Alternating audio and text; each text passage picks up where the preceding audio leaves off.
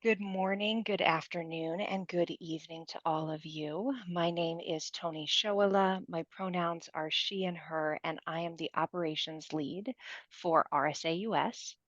On behalf of RSAUS and Ashoka, I'd like to thank all of you for joining us for this month's salon, for this month's US Salon, Implementing Social Change Lessons from Ashoka. Before we get started, I'm going to share with you a little bit of background about the RSA, RSA US, as well as cover some ground rules for today's event. Founded in the UK, we are the Royal Society for Arts, Manufacturers, and Commerce and have been uniting people and ideas to resolve the challenges of our time since 1754. Today, the Society exists as an international fellowship driven social change organization. We're committed to a world that is resilient, rebalanced, and regenerative, where everyone can fulfill their potential. Our proven change process, rigorous research, innovative idea platforms, and unique global network of more than 31,000 changemakers work collectively to enable people, places, and the planet to flourish. Of our 31,000 fellows spread out around the globe, about 1,100 live and work here in the United States, including Eidi, Cruz, Val Diviezo, who's our moderator for today. RSAUS exists to coordinate fellowship activities in the United States with an aim towards moving the needle on addressing the inequities of our society. So before I turn things over to Eidi, I'm going to cover some ground rules about today's event. Yeah, sorry, my slides are not advancing here. Stop sharing and try again. There we go. Let's try this again. Okay. Nope. It's just going to be one of those days, it feels like. When technology is against us, right? I know, right? It says It's in all good. screen sharing. Yes. All right. So I will just chat then. So a couple of things to note and be aware of. We are recording this event. So if you do want to change your name in light of that to just your first name, your last initial, and where you're joining us from, welcome to do that. There's a few ground rules and a few things as far as best practices that we have learned as we do these events. And they are, first of all, to use language that celebrates people's humanity. Want to call out that language or humor that can be considered oppressive is not welcome at RSAUS events. We're all working and aspiring to create spaces for all voices, so that might mean showing up a little bit differently in this space than you typically would. Also, we encourage folks to consider your impact. If you ever have questions about that or aren't sure if something that you're thinking of saying or asking might be supportive of that, feel free to reach out to either Claire, who is my colleague, Claire Byrne from RSA. So glad to have you here. Or myself, and gut check it first. And then we also encourage you to connect with one another in an authentic way, whatever that looks like for you today. This is a space where you could use as a testing ground to put yourself out there, should you choose to do so. And you're also welcome to direct message me. I'm RSAUS Events with my name following it, Tony Shoala, or my colleague Claire. Feel free to post questions in the chat window or message me directly. So without further ado, now that my slides are working, let me introduce you to our moderator for today's event, Eidi Cruz, Val Diviezo. So I'll turn it over to you, Eidi. Thank you so much for being here. Thank you so much, Tony. I'm going to let Michael put the first slide and we can continue. Meanwhile, let me just say thank you so much for your invitation. It's been lovely and fun to prepare with you guys. I'm really looking forward to this session. Michael is really looking forward to this session.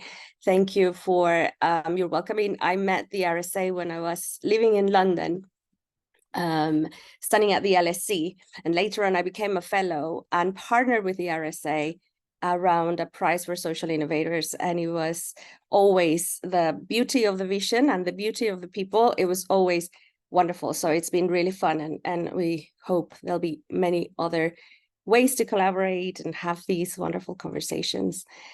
Before I introduce my colleague, Michael Zakaras, who is the director of Ashoka in the US, let me tell you a little bit of Ashoka. We are the pioneering organization in the field of social entrepreneurship. We have seen this evolution of this field for the last 40 years. And we realized at the beginning that entrepreneurship was not limited to the private sector, but if there was a business entrepreneur with a creative new idea, there could be a whole ecosystem to support them. This was also a fundamental challenge to traditional top-down methods of investing in social change and international development. And what we're saying is that those that are closest to the problem are also closest to the solutions. So Michael is going to share wonderful stories and all the insights that he has had in the last, if I'm not wrong, 12, 14 years of his time in Ashoka, and all the work that he has seen through the fellows. So I'm very much looking forward to this session. At the moment, we have 4,000 fellows in 90 countries, and I will let Michael take it away. Thank you, Eidi. Thank you for that nice introduction. Nice to have all of you here. I'm Michael Zakaras, and yeah, I'll take you through just some insights and patterns that we've seen from our vantage point at Ashoka over the last couple of decades, and then so I'll spend about 20 minutes doing that, and then we can open it up for some conversation. So I've got some slides which I will walk through. Hopefully you all are seeing it, the map. Great. So as Eidi said, Ashoka's the pioneering organization in social entrepreneurship, or the largest network of social entrepreneurs in the world. 4,000 fellows in 90 countries, so it's quite an extensive group of social entrepreneurs. And as you can imagine, after 40 years just across about every field imaginable, we start to see all kinds of interesting patterns. But before we get into those, I just wanted to discuss a little bit what we mean by social entrepreneurs, because it is a term that can mean a lot of things to a lot of people now. And so just for some clarity's sake, so what we're talking about at Ashoka at the most fundamental level is someone who has a creative idea for addressing a social problem, right? Who possesses the same characteristics that we often associate with visionary business entrepreneurs, like being able to see the world sort of 5 and 10 years ahead of the rest of us, but to apply that skill set for the good of all. So the social impact piece is key. That's the central motivation. When we look for candidates, people who are nominated for our fellowships, we're really looking at 3 things. First, a new idea or a sufficiently new or better way of addressing a social problem. We want to see a track record of entrepreneurship, of creative problem solving across a variety of contexts. And we want to see it in the hands of someone that has the highest ethical fiber. And perhaps the most difficult or sort of elusive criteria relates to what we call systems change. So who are the people out there that are trying to transform their fields, right? That are creating new markets. And that's in contrast to program delivery. There's no question that we need good program delivery, right? Say for re-entry programs for people getting out of prison and looking for stable work and housing. But what about significantly reducing the prison population in the first place via, something like restorative justice or other alternatives to incarceration? So those are the questions that pique Ashoka's interest most.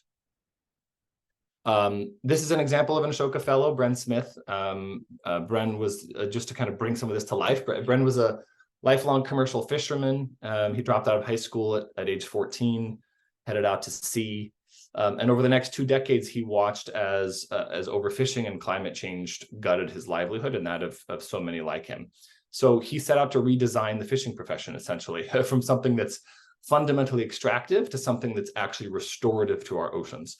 And I wanted to share a quick clip of Bren talking about his work to just bring this all to life, because the visuals are great. I grew up as a commercial fisherman, chasing fish around the globe, sort of a pillager. And at a certain point, I decided that I wanted to collaborate with the ocean. And I turned myself into a farmer and began asking the question, what's unique about the ocean as an agricultural space? And that's how I ended up as a regenerative ocean farmer. And we're at this moment where our seas are rising. And we can either build seawalls and flee the coast, or we can turn around as a society and embrace the ocean as a place where we can grow food, sequester carbon, create jobs, and really build a new economy out at sea. Greenwave's job as a nonprofit is to train 10,000 new regenerative ocean farmers in the next 10 years. And once we do that, we believe the industry will have a life of its own. Most people don't know that the majority of US territory is underwater. With our food system being pushed out into the ocean, with fish stocks under pressure because of climate change, we will be farming our ocean. The question is, what will that look like? Will it look like massive banana plantations out in the ocean with absent owners that are getting all the benefits while the rest of us just work? Or can it be something beautiful? So in its DNA, we have social justice woven in. We don't privatize our sea.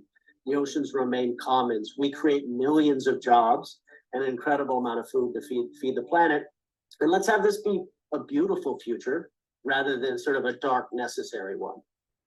We think of the economy as such a sort of cold space, right? A space where people want jobs and money. I think it needs to be a warm space, right? A space for the soul, because what's going to activate all of us to come in and be part of the solution and wake up every morning and try to figure out how to build a new climate economy is that there's a sense of meaning in it. I get to feed my community, right? So that's a fight that's worth fighting. We need to create jobs that fill people's souls. Okay. So you can see why we were attracted to someone like Bren from the get-go, right? You meet someone like him and you start thinking to yourself pretty quickly, this guy's onto something big, right? He's an architect of something new, a new field, a new way of feeding the planet. There's a lot we can unpack about his idea and approach, but I want to emphasize two things in particular. The first is that as a social entrepreneur, right, Bren made a deliberate decision to be a field builder rather than to corner the kelp market. That was how impact was going to happen. He could have become the so-called kelp king. He had a 5-year head start, but he didn't want to do that. He wanted to build the field. He wanted to bring in tens of thousands of others. Yes, he has a profitable oyster company, but he launched Greenwave as the nonprofit replication vehicle. They host trainings. They establish best practices and how-tos. They pushed for policies like the ability to actually lease a chunk of the ocean, which was not something you could do before Bren figured out how to do it. They've pushed to get our oceans into the conversation about a Green New Deal and unlock public dollars, and of course, bring in private dollars and investors for things like the $5 million processing plant that they need to turn the raw kelp into animal feed and beauty products and various other things. So we talk at Ashoka about the difference between being the king of the hill versus the hill itself, right? Trying to lay that foundation upon which all this other activity can happen. And there's a broader insight here, which is Bren and so many like him are not out there engineering specific solutions like precision watchmakers or tech developers, right? Yes, there are details related to kelp farming that require mastery, but really his central role is as a kind of conductor of the orchestra, right? He's seeing the big picture. He's bringing people to the table, including unlikely people, right? Blue collar workers suddenly at the front lines of addressing climate change, which takes a mastery of its own by reframing the problem and making it about jobs and not just polar bears. There are no jobs on a dead planet, Bren says, and that really resonates with the people in his community. So it's really quite complex and difficult. I would say more complicated in many respects than running a company, even a large one, but you get a sense of the catalytic effect that social entrepreneurs can have and the many ripples that extend from their work. So I'll transition now to some of these patterns we see, because the many elements of Bren's work sort of foreshadow where we're going. So the first The first pattern, and I'll focus on three. I mean, there's a lot we could do, but involve the problem diagnosis. And again, these are patterns of what do we consistently see across our fellowship, whether it's in fellows in Nigeria or in the US or in Poland, that how they approach their work, what makes them successful, makes them unique. So how do successful social entrepreneurs think about problems?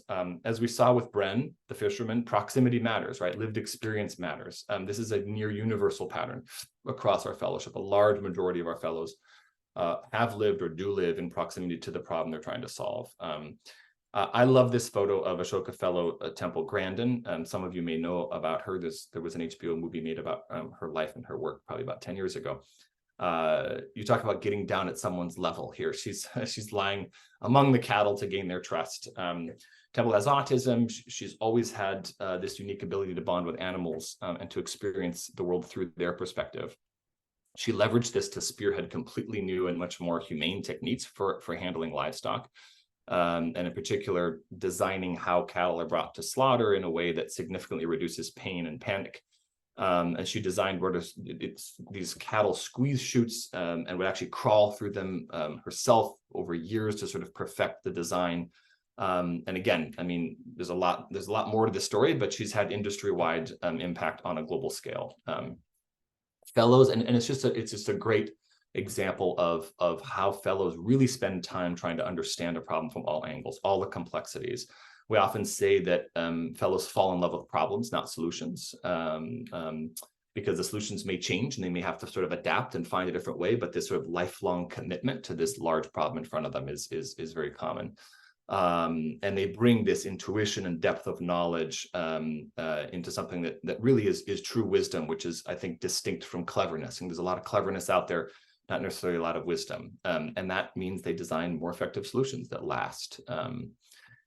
This is now just briefly one of our fellows, Purvi Shah, speaking on this front about the early development of her work, which involves the intersection of law and movement building. And she starts by asking the question, what can I do? Which is a question I think a lot of us frequently ask.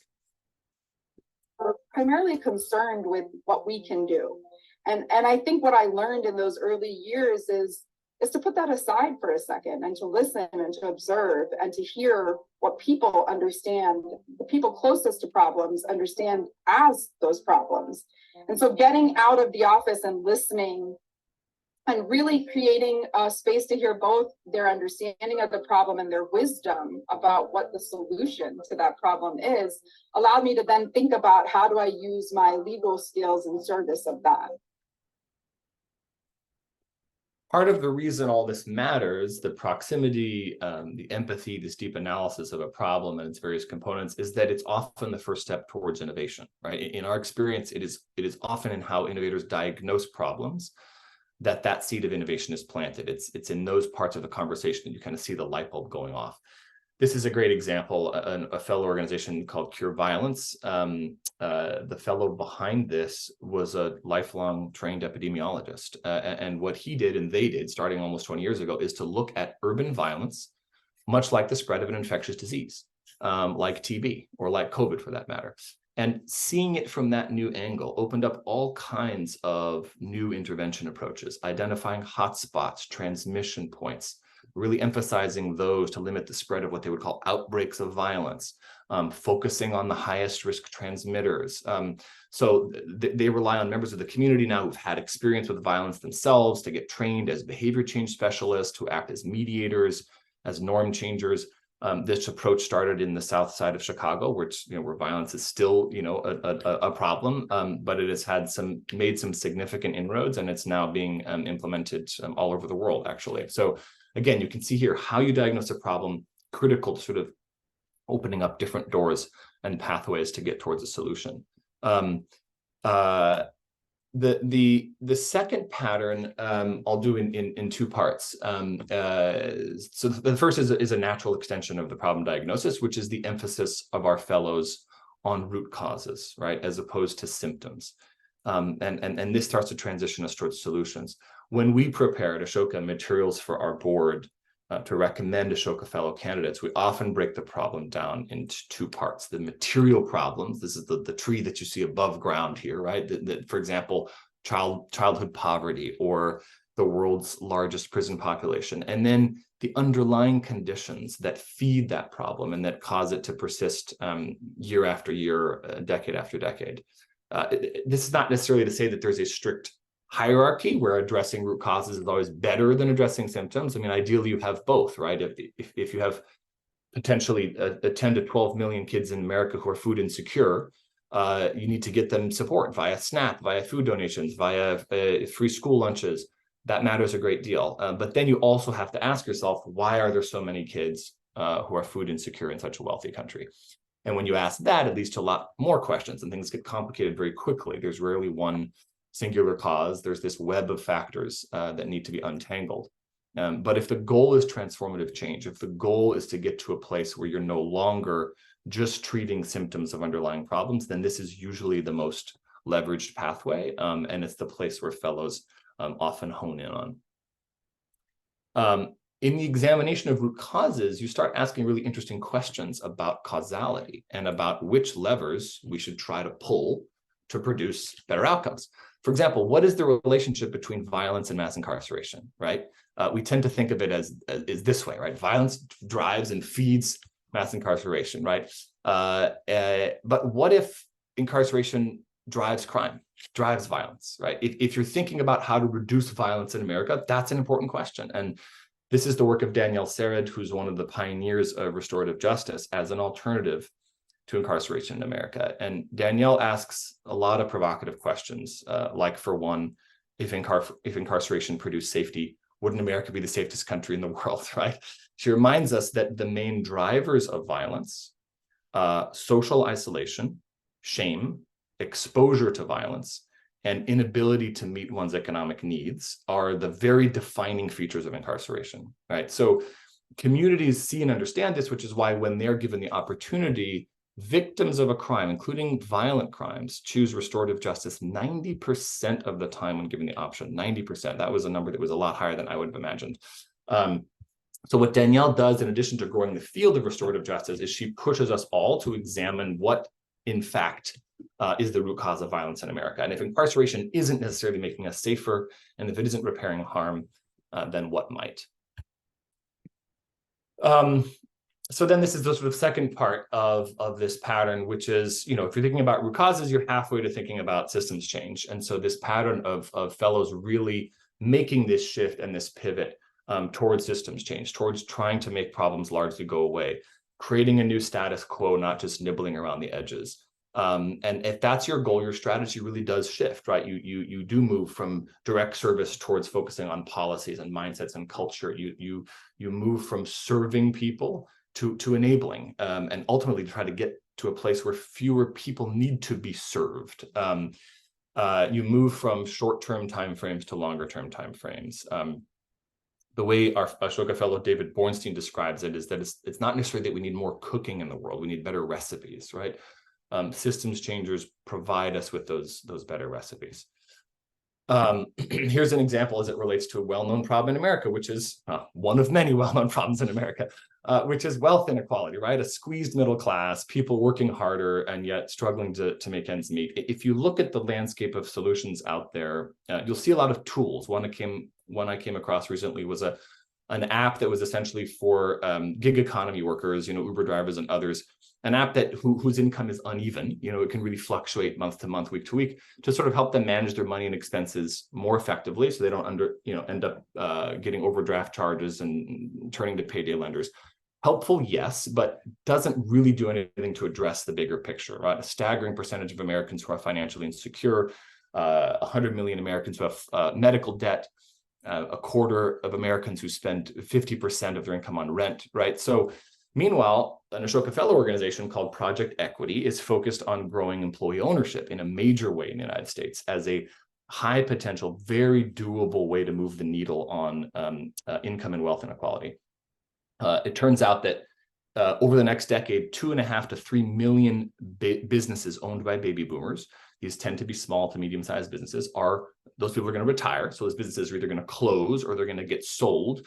And the benefits of selling to your employees are enormous. If you're a 20 employee small brewery in Colorado, instead of selling to Coors or to a major conglomerate, you can sell to your workers. A lot of business owners don't know that there are already tax benefits for doing so. They don't know that the workers don't need massive amounts of capital upfront to do this. But there are, again, huge benefits for more workers in America to have a stake in the game and to be able to build assets over time. Not to mention that worker-owned companies actually do better in economic downturns.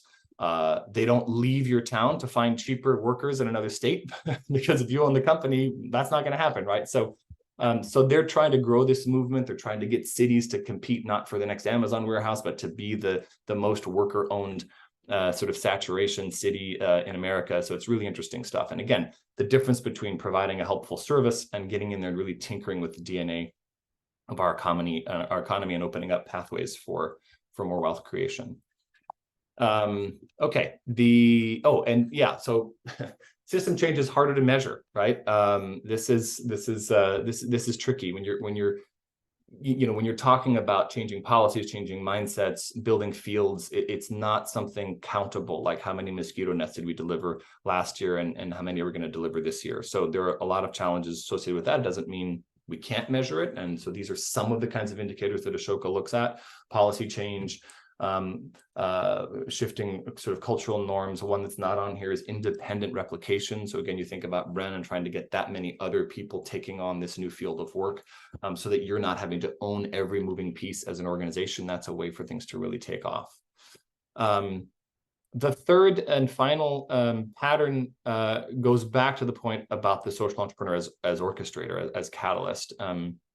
There's no question that the individual leadership and excellence of social entrepreneurs is a factor in their success, right? There's no question about that. But we often overdo this kind of hero worship, right? The heropreneur, you might have heard. We're seeing an increasingly clear pattern at Ashoka, which is that successful social entrepreneurs create roles for many others to participate in solution making, right? It's the difference between working for someone and working with someone. And our own thinking at Ashoka has actually evolved on this over the last decade. We've always thought of this image, the sort of ripple of the individual water droplet, right, as a metaphor for Ashoka fellows who produce this outsized effect in the world via systems change. And there they are at the center. But in reality, the image should really be this one, of countless raindrops on the pond, because a central part of fellows' strategies and of their success and of their impact is in creating pathways for people to play a role, right? To own the solution so that eventually it takes on a life of its own. It's why we say fellows aren't just role models, but they're role makers. And there's lots of examples here where truck drivers and backpackers and former coal miners, barbershop owners and teachers, young people in foster care, you name it, right? Where they are given roles. I'll focus on just one example here, which is an idea called participatory defense. Again, since we're a little bit in the criminal justice reform theme today, which is a new movement, well, relatively new, but started about 10 years ago, where the families and loved ones and neighbors of someone accused of a crime can actively participate in the defense of that person. So that's what you're seeing here. None of these people are lawyers. They're working out of a community organization. It can be housed in any trusted community organization anywhere in the country. And they often accompany public defenders who are notoriously overworked. They often spend on average 6 minutes per case, because that's just the way the system is set up and overburdened. So you've got people who produce social biography books, social biography videos. They bring to life the sort of full humanity of the person. They'll have a lot of local wisdom, and they'll say the prosecutors try to add a gang charge to this thing. That gang hasn't been around since 1998, and we know, so there's lots of knowledge that can come to bear, and where people can do more than just show up in solidarity in court. So it's a way to start to shift that balance of power in our justice system. And again, the role that Raj plays as the leader is to try to make this as replicable as possible so that it can take root anywhere in the country, just the way that Bren's trying to grow an idea and not just an organization. And in fact, one of the things that the fellow behind this work says that I love so much is he says, I'm not out to prove that what I'm doing is extraordinary. I'm out to prove that it's ordinary, that anyone can do it. And so taken together, the pattern you see here, it involves shifting power and building power. And that's in fact what Ashoka and we see as a major promise of social entrepreneurship, which resonates with what you said, Tony, in the beginning around, you know, RSA's interest in building a resilient world where everyone can reach their full potential, right? This is the promise of building an America and a world where problems don't outrun solutions, right? Where all of us are change makers, where we find our role. That in some ways is the definition of resilience. And so I'll close just by listening to Raj himself, just talking about this in his own words. This is from an interview about 3 years ago, not long after the murder of George Floyd. For me, the measuring stick is, are we seeing people being transformed in their own sense of power, like right now? Like folks that weren't necessarily defined as quote unquote leaders, weren't necessarily executive directors of this or that, maybe not even by choice, but were sort of called into this moment to lead. Are people who were homeless, or people who were locked in cages, or people who are locked in violent situations, who felt by the nature of their circumstances disempowered? Is this moment where that gets entirely flipped? That folks who had been stripped of power, told that they had no voice, told that they, because of who they were and who they come from, and what they represent in society, should not have voice. That's actually who's being heard now. Okay. The measuring stick. That is it for me at the moment. So hopefully that gives you some food for thought and some sense of some of the things that we see and that continue to excite us as we bring in, you know, classes of fellows and try to help them go further faster. Thanks so much, Michael. And so let's go a little bit into having a conversation about this. You've seen the evolution of the field, and Ashoka has seen the evolution of the field. So where do you think that the field of social entrepreneurship is going now? What do you think should be the priorities? Yeah, I mean, I think, you know, when Ashoka was first talking about social entrepreneurship 4 years ago, or you know, even 20 years ago, launching in new countries in Europe, and you know, it was an unknown phrase. I mean, it was not something that made a lot of sense to people, and still today. I mean, I was at a conference a year ago and happened to bump shoulders with Jamie Dimon, right, who was coming out of a thing, and I introduced myself and said Ashoka and social entrepreneurship, and he was kind of like, social entrepreneurship, you know, in a little bit of a puzzled way, which I would expect, you know, leaders of our biggest banks to have familiarity with this, and it seemed to sort of take him aback a little bit.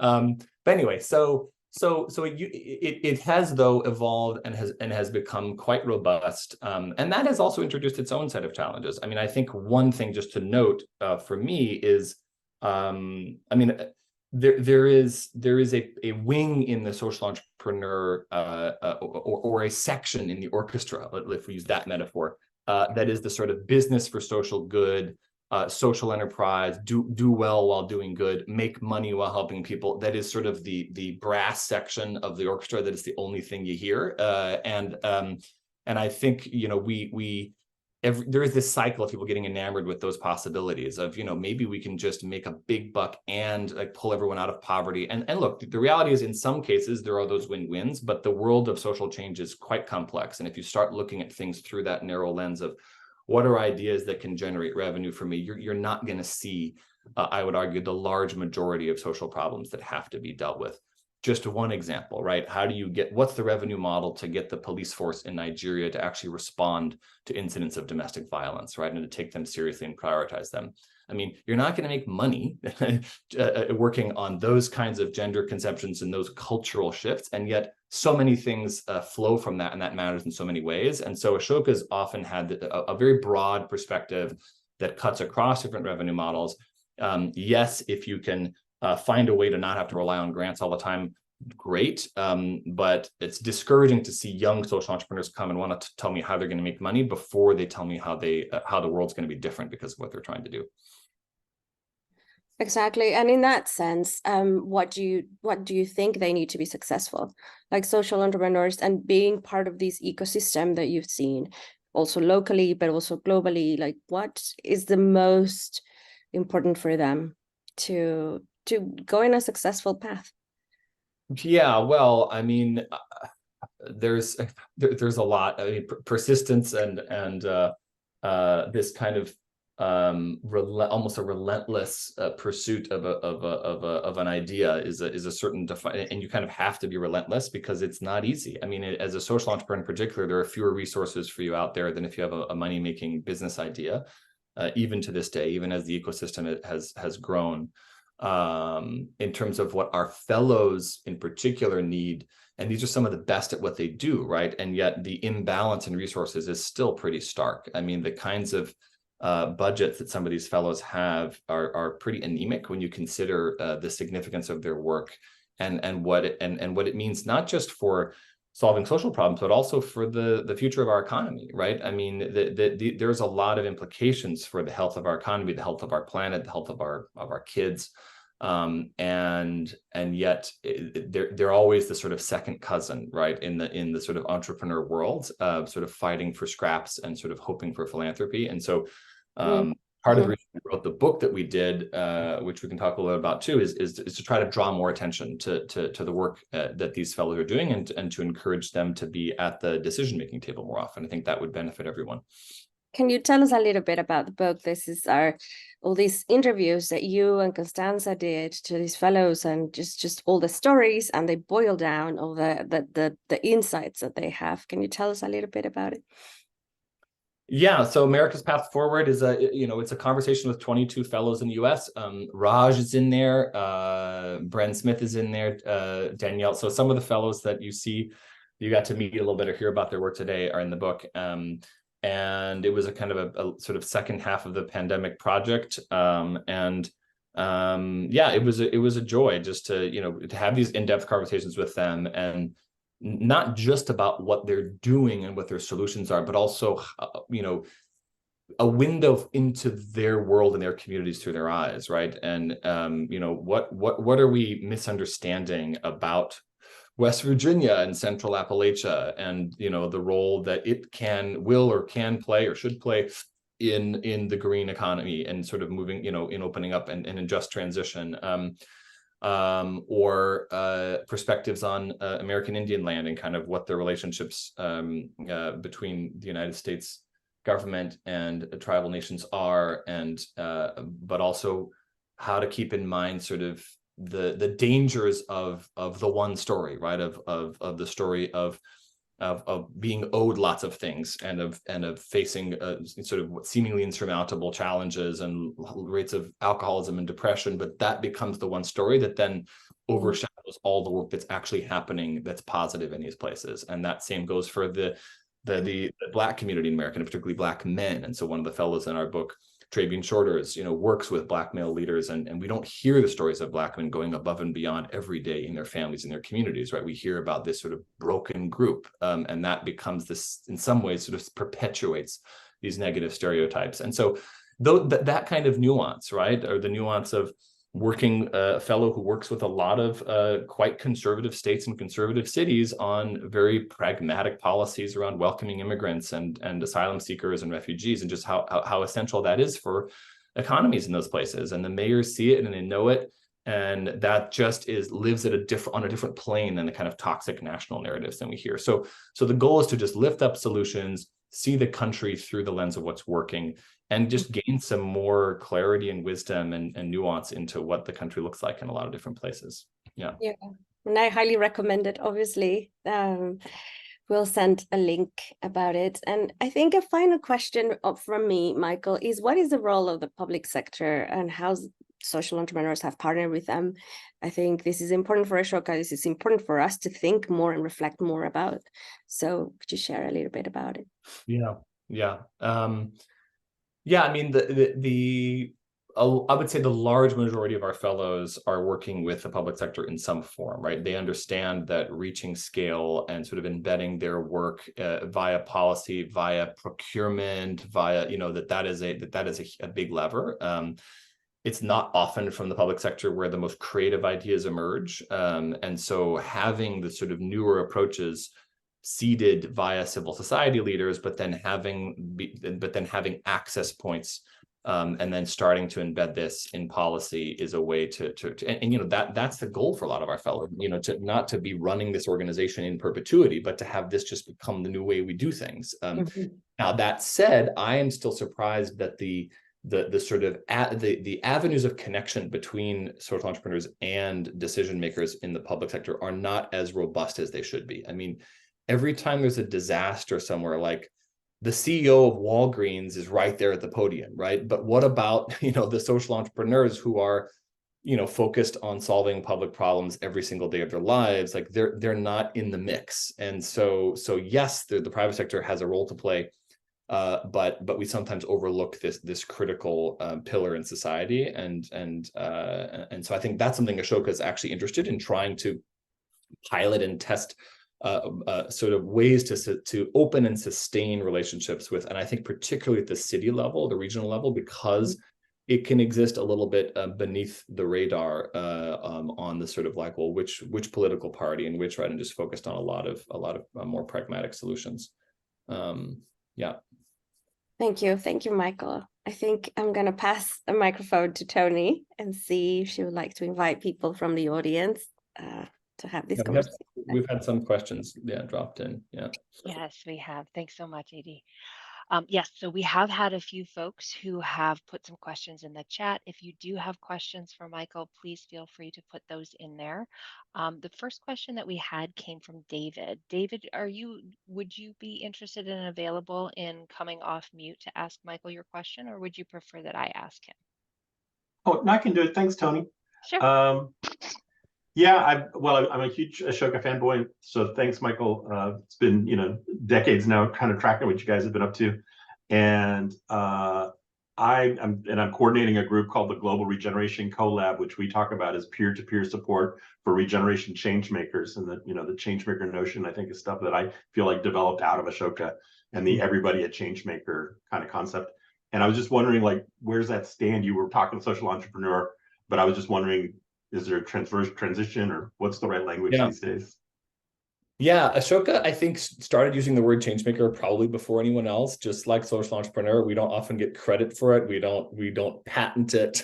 This is the sort of behind the scenes field building role ourselves. And now you see, you know, Hillary Clinton was using it. The NFL is using it, and it's, you know, so for better or for worse, it's become a term that is broadly used. I think that, you know, one of the things that's always been tricky about the language of social entrepreneurship, and I think someone else had a question here around sort of social entrepreneur versus systems change. You know, I mean, we always saw in the sort of that there is a kind of entrepreneurial way of seeing the world, regardless, again, whether it's business or social, which is, you know, seeing things differently and ahead of other people, highly creative in both vision and problem solving, right? A kind of tenacity and an inclination to build, right, and not just draw attention to what's broken, but to build a different way forward.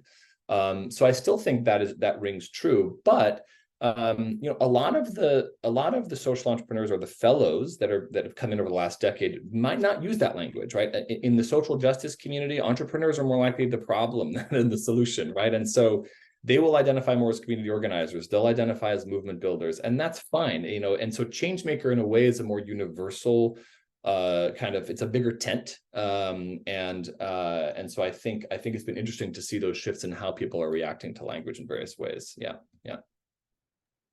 But in the end, you know, like systems change, that's the goal. Transformation is the goal. I think whether we call people social entrepreneurs versus systems changers or change makers, you know, in Ashoka, all of our social entrepreneurs and fellows are change makers. Maybe not every change maker is a social entrepreneur or needs to be a social entrepreneur, right? They can be your teacher, your bus driver, your sixth grader, you know, like, it's a way of stepping into the world and taking ownership of what's around you and making it your problem, not just somebody else's problem, right? It's this daily practice, it's this muscle.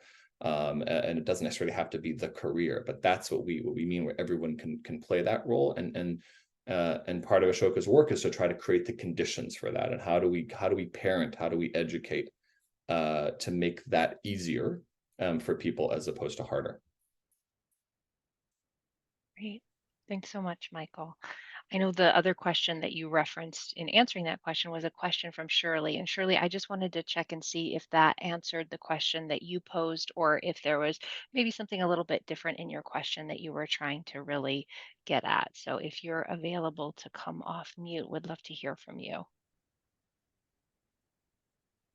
Oh, yes, that did answer my question, because I was just interested specifically whether there was always kind of a, well, from what I heard from your answer was this entrepreneurial way of seeing the world, which is often associated with, being active, being a builder, getting out there, which is a general way of, kind of describing a lot of change makers too. So, but I really just was interested in knowing if there was a kind of a business oriented kind of money making, whatever, revenue generating aspect to being a fellow, which doesn't seem to be the case. No, not in our definition. There doesn't necessarily need to be. I mean, again, if there is one, and if you can do fee for service, and if you can get paid and have some in kind, if you've got a creative suite of ways to bring in dollars, because as we know, and Ashoka lives, and I personally live and breathe the challenges of raising foundation money or grant money, or especially in a world that is still not really calibrated towards systems change. That's starting to change.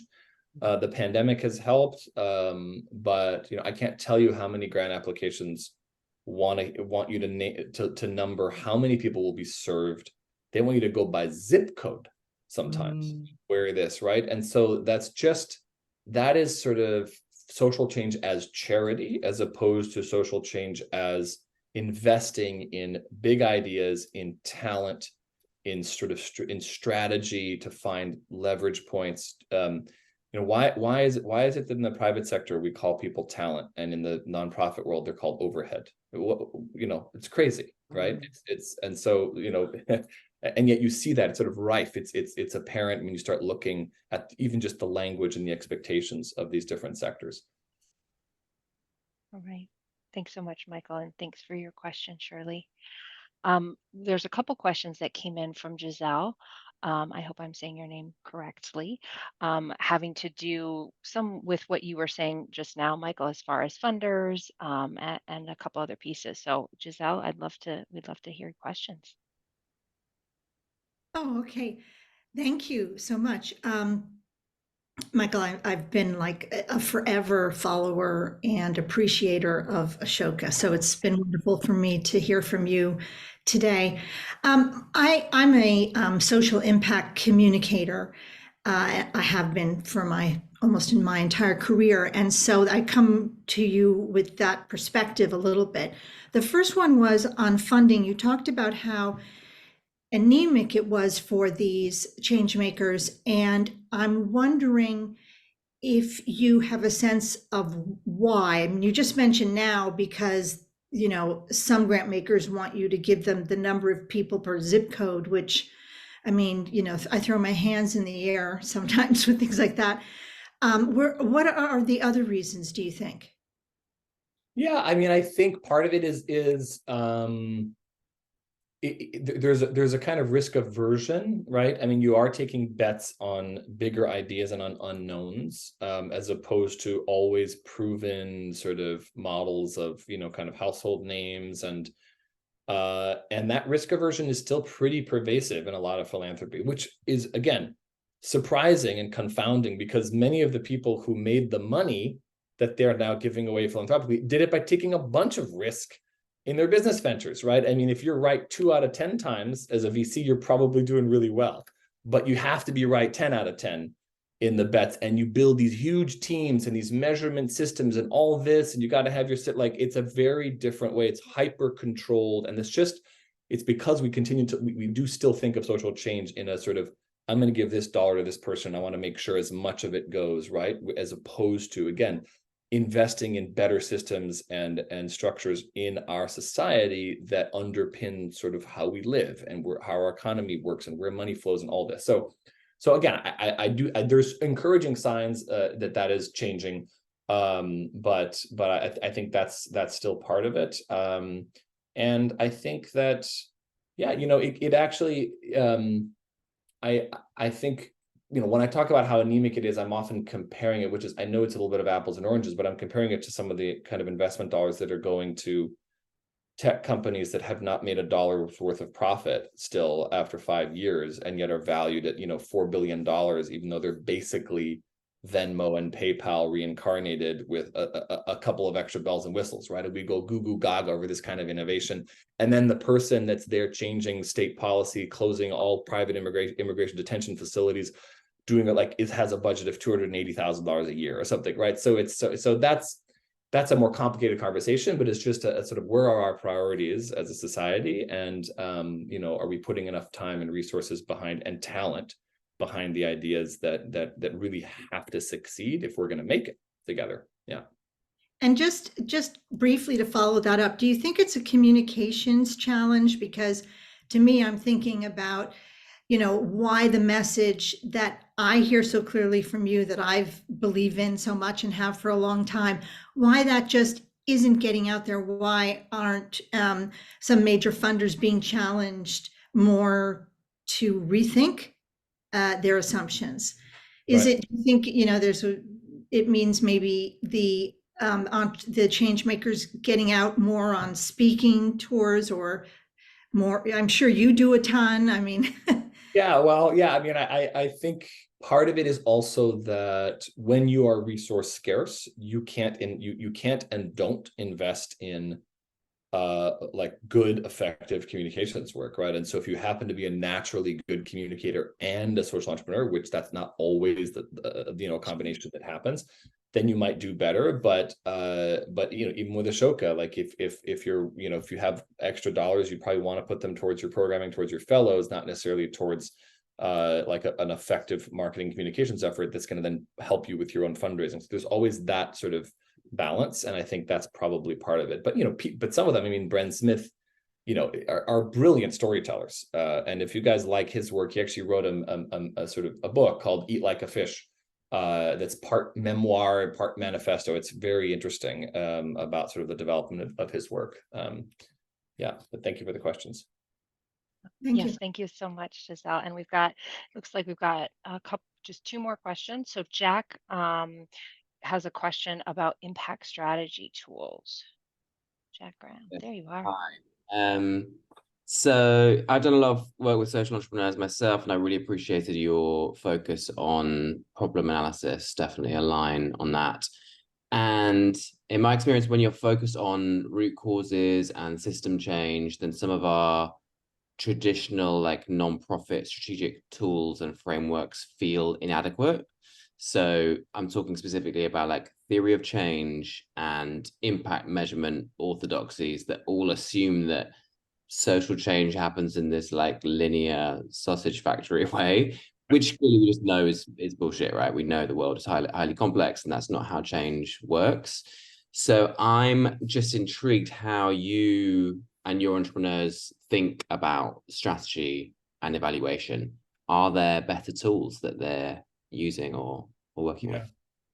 Yeah, I mean, I think there are some. I think part of it is that we continue to need better tools and more resources, because again, it goes back to the same question around comms, like putting a lot of time and resources into really robust measuring evaluation teams is not something that a lot of small to medium organizations can do. And then funders complain about that. And then you ask the funders, well, would you invest $1 billion to do that? And then they run away, right? So it's an interesting dynamic. But so that's part of it, is a lack of fewer resources, I think. But I think there are tools emerging, and social entrepreneurs are increasingly leaning on one another to sort of find what are proxies, what are effective indicators that you're making progress on things like systems change. And and some of the ones that I mentioned a little bit earlier around policy levers. I mean, something like 53% of Ashoka fellows change policy at this sort of regional or state or national level within 5 years.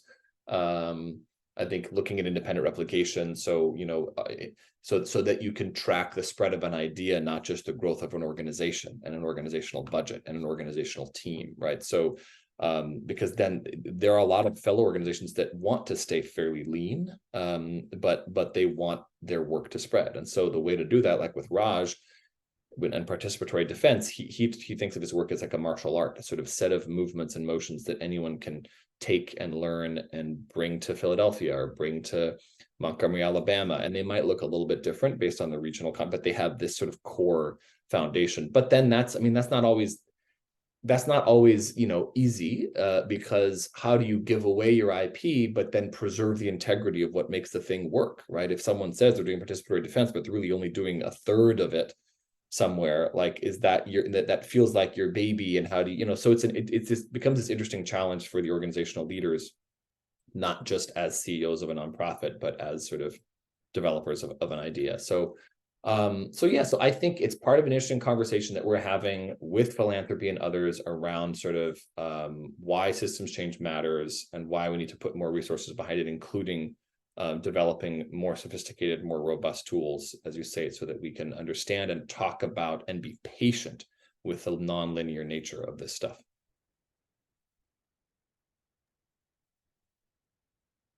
Thanks so much, Michael. And I know we've got one final question real quick from Claire, and then I'll get us wrapped up. Hi. I have been making my way through your book in bite-sized pieces, because they're like chapters with interviews and feel very like you can pick it up, put it down, come back to it, and feel kind of inspired. But for folks who aren't aware of some of these individual fellows that you've worked with, and kind of the almost like the case study approach or the interview approach, can you give a bit of context for how this came about, and also why you feel this book is so important in light of the conversation that we're having today? Yeah. It came about because we've done probably a decade of having conversations with fellows and always being wowed every time we do it. Just the creativity, the wisdom, the storytelling, and finally realizing like we're just not doing nearly enough to capture this stuff, and it is a heavy lift, put a book together, and that takes time to step away from other things. Although we did it really fast, in part because we were trying to get it out for the launch of an event. So between our first interviews were in May, and we had a first edition in September. So it's kind of wild how quickly it happened over a summer. I still remember proofing a couple of pages when I was on a canoe in Lake Tahoe with my 5-year-old daughter, and then the things were coming in on my phone, and I had to read through some last section. But so the impetus was more space,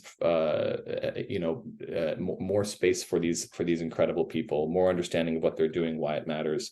And I think people, for the value and the relevance of the book in this moment, I think people are hungry for stories of what's working. We are awash in what's broken, and there's a lot that's broken, and it can be kind of paralyzing in a way. Like, where does one even start?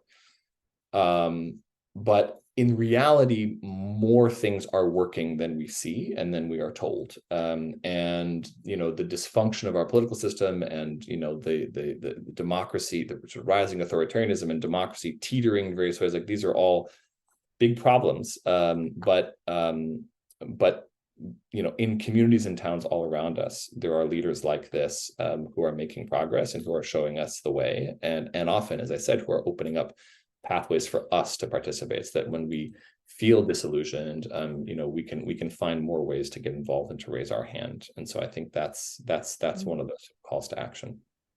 That's great. Thank you so much. And I cheekily came in with a last minute question, so I know we're at time. So I'll hand back over to Tony. Thanks so much, Michael. Thanks, Claire. Appreciate that. So as we've been mentioned a couple of times, you can check out Michael's new book, America's Path Forward. The details will be in the chat. If you're interested, if you're not yet a fellow and you're interested in joining our community, becoming an RSA fellow, please visit our website for more information.